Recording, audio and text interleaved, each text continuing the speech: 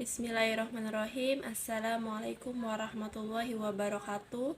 Perkenalkan, nama saya Nova Junaini. Saya dari Universitas Islam Bunga Bangsa Cirebon, dari Fakultas Tarbiyah Ilmu Pendidikan dengan prodi Pendidikan Guru Madrasah Ibtidaiyah semester 4A. Di sini saya akan menjelaskan tentang analisis kurikulum Indonesia dan beberapa negara untuk memenuhi tugas mata kuliah pengembangan kurikulum yang diampu oleh Ibu Indani Damayanti. Analisis kurikulum. Kurikulum dikatakan efektif, salah satu cirinya adalah manakala kurikulum tersebut mampu menyiapkan lulusan sesuai kebutuhan dan tuntunan masyarakat.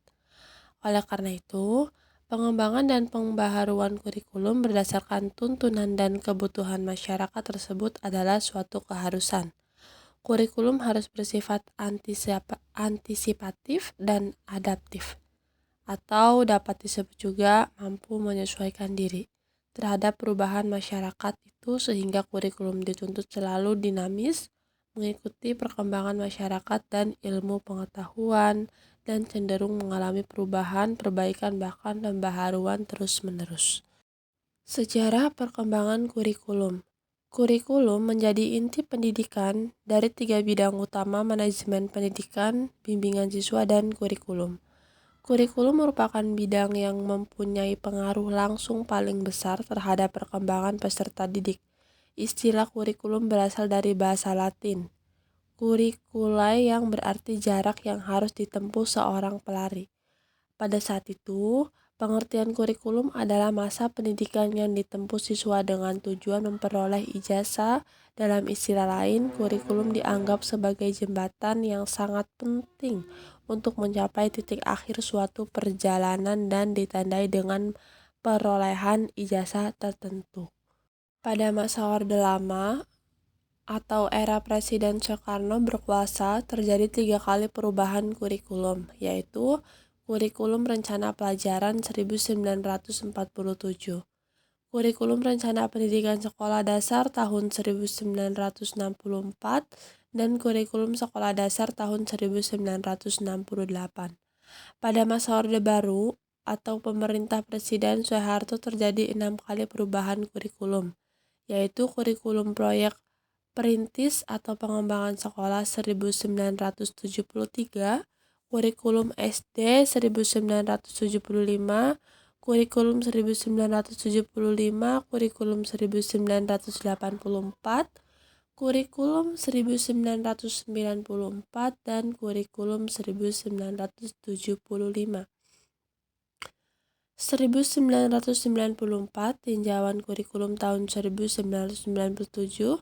Setelah berakhirnya masa Orde Baru atau awal masa reformasi, terjadi 3 kali perubahan kurikulum, yaitu Perintis Kurikulum Berbasis Kompetensi atau dapat disebut juga KBK tahun 2004, Kurikulum Tingkat Satuan Pelajaran KTSP tahun 2006, dan Kurikulum 2013.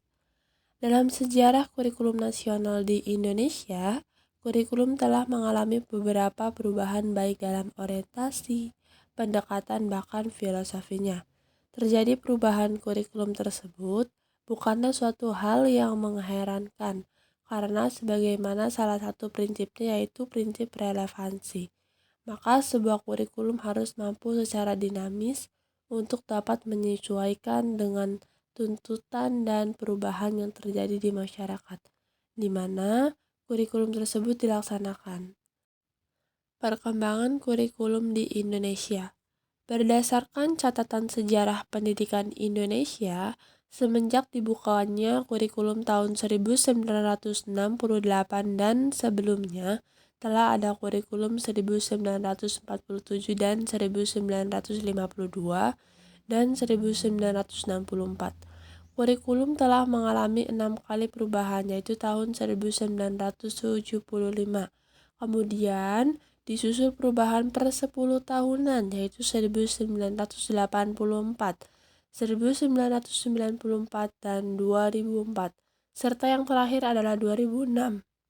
Adapun secara garis besar, perkembangan kurikulum setelah dibukakan dapat dilihat sebagaimana berikut. Yang pertama itu kurikulum tahun 1968, kurikulum tahun 1975, kurikulum tahun 1984, dan kurikulum tahun 1994.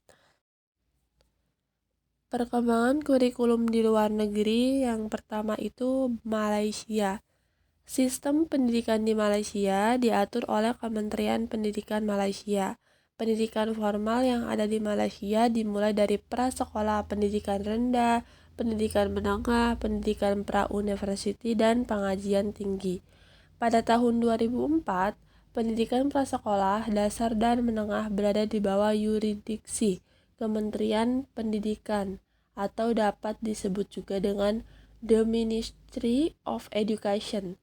Sedangkan pendidikan tinggi merupakan tanggung jawab Kementerian Pendidikan Tinggi, atau dapat disebut dengan The Ministry of Higher Education.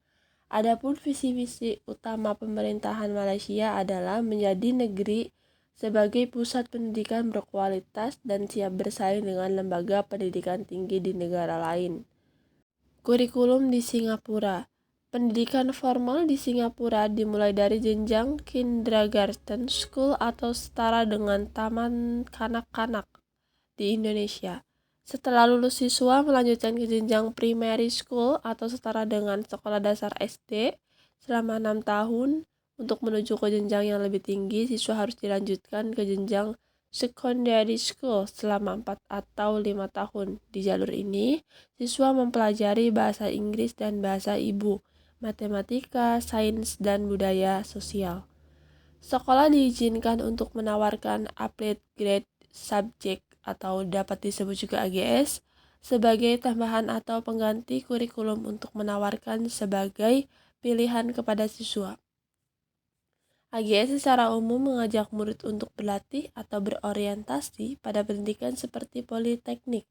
Kemajuan di Singapura didukung oleh banyak faktor, di antaranya adalah fasilitas yang memadai. Kurikulum di Thailand. Thailand, negara yang memiliki penduduk hampir 70 juta jiwa ini, memiliki sistem pendidikan yang mirip seperti yang diterapkan di Indonesia, mulai dari pendidikan usia dini sampai perguruan tinggi. Tidak dapat perbedaan yang mendasar. Perbedaan yang signifikan terletak pada pendidikan vokasi. Pendidikan vokasi di Thailand menerapkan lama belajar 5 tahun, di mana tamatnya setara dengan lulusan diploma 2 di Indonesia. Sementara pendidikan vokal di Indonesia menerapkan lama belajar 3 tahun. Oleh karena itu, di Thailand tidak dikenal perguruan tinggi politeknik seperti Indonesia.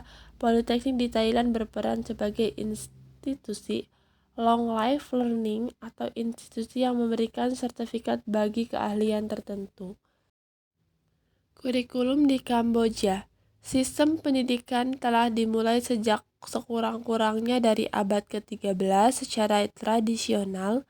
Pendidikan Kamboja berlangsung di Wat wihara-wihara Buddha dan dipersembahkan secara eksklusif bagi penduduk laki-laki.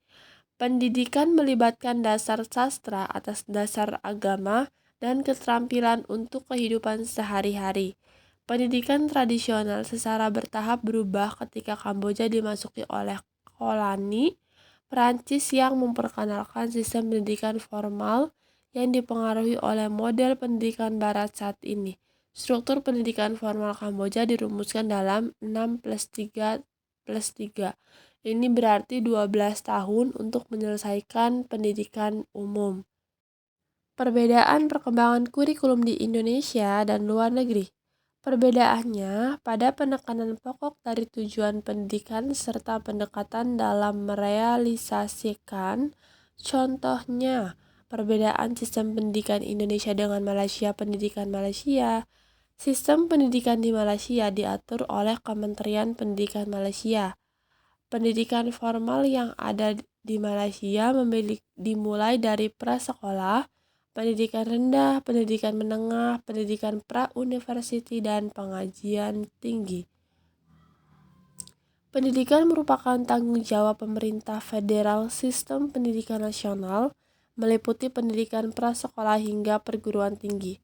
Pada tahun 2004, pendidikan prasekolah, dasar dan menengah berada di bawah yurisdiksi Kementerian Pendidikan the Ministry of Education. Sedangkan pendidikan tinggi merupakan tanggung jawab Kementerian Pendidikan Tinggi atau the Ministry of Higher Education. Semua bentuk penyelenggara pendidikan didasarkan pada visi dan misi. Adapun visi dan misi utama pemerintahan Malaysia adalah menjadikan negerinya sebagai pusat pendidikan berkualitas dan siap bersaing dengan lembaga pendidikan tinggi di negara lain seperti Singapura dan Australia. Selanjutnya itu manajemen pendidikan. Pada dasarnya sekolah di Malaysia dan Indonesia tidak jauh berbeda. Perbedaan yang menonjol dari pendidikan kedua negara tersebut pada nama jenjang kedua negara. Tingkatan jenjang pendidikan juga berbeda, contohnya ada pada jenjang sekolah menengah di mana sekolah menengah Malaysia ditempuh dalam jenjang waktu 5 tahun, sedangkan di Indonesia 6 tahun. Negara Malaysia cenderung lebih maju di bidang pendidikan karena kurikulum yang dipakai baku dan tidak sering ada pergantian kurikulum. Berbeda dengan negara Indonesia, yang sering terjadi pergantian kebijakan serta kurikulum sehingga pelaksana teknis di Indonesia lambat atau untuk berkembang. Alasan lain yang berpengaruh dalam kemajuan pendidikan di Indonesia negara adalah bekas dari negara yang berbeda. Hal ini sedikitnya mempengaruhi sistem pendidikan kedua negara.